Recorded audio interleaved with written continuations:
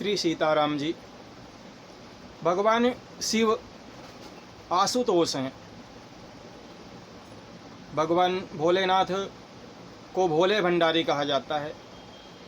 भगवान भोले भंडारी किस प्रकार से हैं? वे इतने भोले हैं कि कुछ भी अपने पास वे नहीं रखते। प्रसन्न हुए तो सब कुछ भक्त को प्रदान कर देते हैं। एक कथा आती है,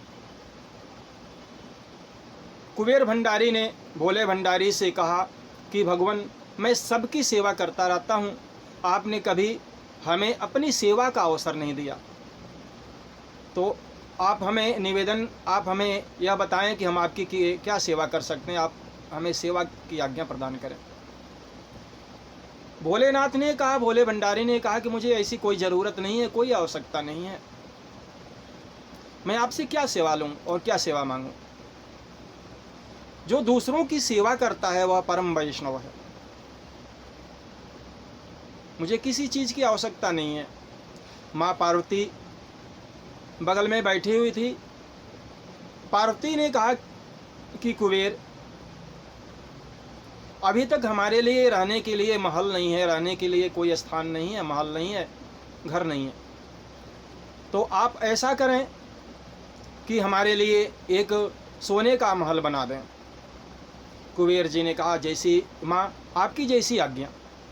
कुबेर जी ने थोड़े ही समय में एक बहुत ही सुंदर स्वर्ण महल बना करके तैयार कर दिया। भगवान शंकर जी से निवेदन किया, प्रभु आप इस महल में आप विराजमान हो, प्रवेश करें। परंतु वास्तु पूजा के बिना गृह प्रवेश कैसे हो सकता है?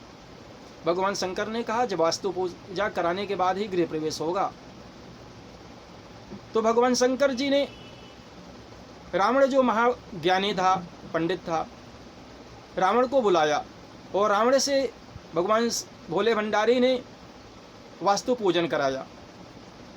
वास्तु पूजन होने के उपरांत में भोले भंडारी ने कहा कि ब्राह्मण देवता, आप जो कुछ भी मांगना है आप मांग लीजिए।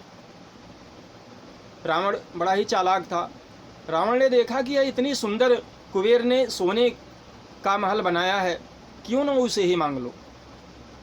और रावण ने कहा कि हे भोलेनाथ, आप जो है यह जो सोने का महल है, स्वर्ण महल, आप इसे हमें दे दीजिए।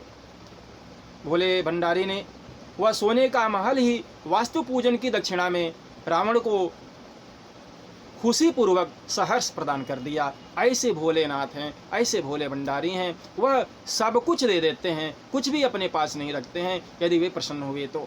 इन्हीं शब्दों के साथ अपनी वाणी को विराम।